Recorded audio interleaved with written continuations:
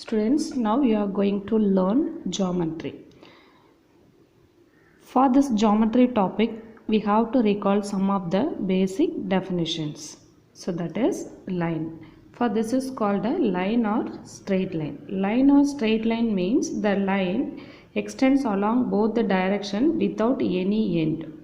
It is denoted by line or straight line AB. Okay, then line segment AB, it is called it as line segment AB. A line segment has two endpoints. For these two endpoints, the line segment AB is represented by line segment AB. This is the symbol for line segment. This is called ray. For a ray is a line that starts from a point A and extends without any end in a particular direction passing through B, which is denoted by ray AB. For this is ray AB. For here arrow mark, one side arrow mark is there. Okay, ray means it has one starting point. It has one starting point means for it is one side we have a end, another side it's going on. Okay, this is a ray. For that as a ray that is a starts from A and extends without any end. Starts from A, no end for this side. Next, parallel lines. For these two are called parallel lines. If two lines M and N are parallel, then denote as M parallel to N. Parallel lines never intersect each other. These parallel lines never intersect each other. Parallel line example is railway track. Okay. Next, intersecting lines. When two lines have a common point, they called intersecting lines. These two lines have a common point. This is the common point. This is called a intersecting line. This point is called point of intersection. Collinear points. Collinear points means for three or more points lie on the same line. For A, B, C, these 3 points lie on this line. For this is called a collinear points. For now you have a 3 points. This are not lie on this line. So it is not a collinear. That means non-collinear points. Okay, collinear means what? 3 or more points lie on the same line. They are called collinear points. Otherwise they are called non-collinear points.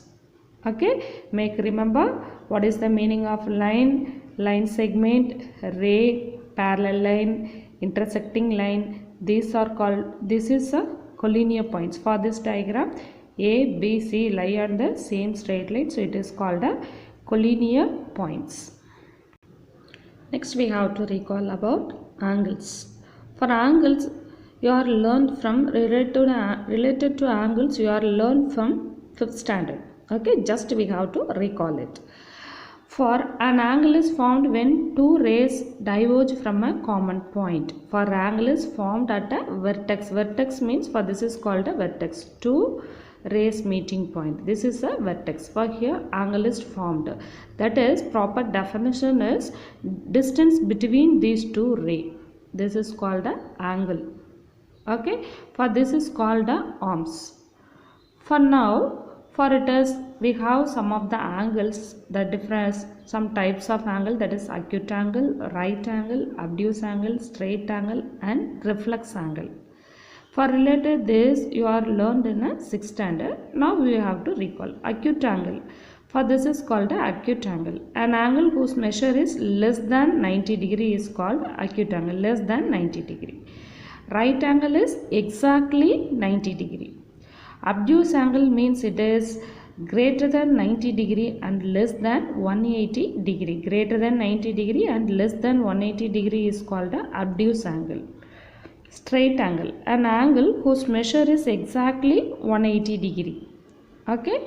Then reflex angle, an angle whose measure is greater than 180 degree and less than 360 degree is called a reflex angle. Okay.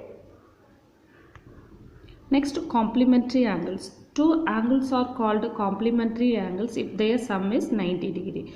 Sum of two angles 90 degree is called a complementary angle. Okay, for example, for this is 35 degree, 55 degree. We have to add these two angles, we get 90 degree. This is called a complementary angles.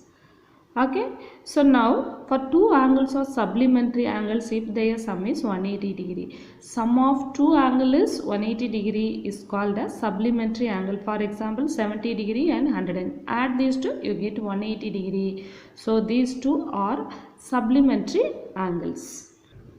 Next one is the adjacent angles. For this is a new topic for you, that is the adjacent angles. Adjacent angles means now you have to observe this picture. For these two are adjacent, these two are adjacent. For these two are adjacent, these two are adjacent. That means it has a common vertex and common arm. Common vertex and common arm means, you know, this line, this ray is called a arm. For suppose you have to consider 2 and 3. For this angle, it is angle 2, it is angle 3. For this angle have a vertex here. For this angle also have vertex here. These two have a common arm. For it is for 2 and 3 common arm is this central line. So these two are adjacent. Suppose you are considering 1 and 2. For 1 and 2, angle 1 is formed here, angle 2 is formed here. For 1 and 2, which is a common? For this center line is a common. Okay, so this is called a common vertex. Vertex means, you know, two lines meeting point. Okay, two angles which have common vertex and common arm whose interiors do not overlap are called the adjacent angle. That means do not overlap means what? Do not intersect. Okay. Now we have to observe this picture. For angle 1 and 2 are adjacent angles? No, because these two angles not have a common vertex and common arm. So these two are not adjacent angle. These two also not adjacent angle. Now observe this third picture. Yes, these two angles have a common vertex and common arm. These two are adjacent angles. Next one is a linear pair of angles. The adjacent angles that are supplementary leads us to a pair of angles that lie on a straight line. This pair of angles are called a linear pair of angles. For a previous definition is the adjacent angle. The adjacent angle means what? It has a common vertex and common arm. The same thing form a straight line. The same diagram form a 180 degree. So that is, you have to observe this picture. For these two are adjacent angle, but these two are not linear. For it has a common vertex and common arm, it is adjacent.